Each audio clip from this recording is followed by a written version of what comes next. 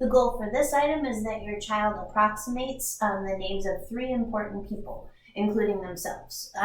And so one of the things that you want to make sure is that you're calling your child the name that you want them to learn is their name, which sounds a little silly, but if you have a lot of different pet names for your child, it can be very confusing to them if they're working on either saying their own name or the names of others, or also learning how to identify, because in school we're going to call them a certain name, so you kind of have to pick that and stick to it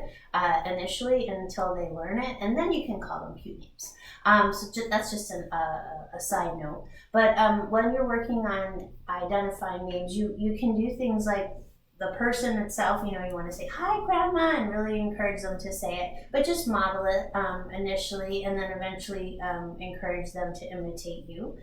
The other thing you can do is create little scrapbooks. It's hard to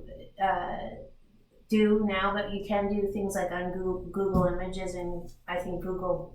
photo books you can create, but you want to have pictures that are pretty easy to see, just big pictures, and then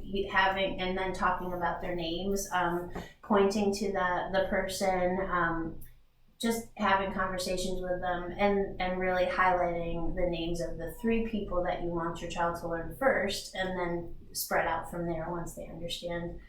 when they're supposed to use that label and who they use it with.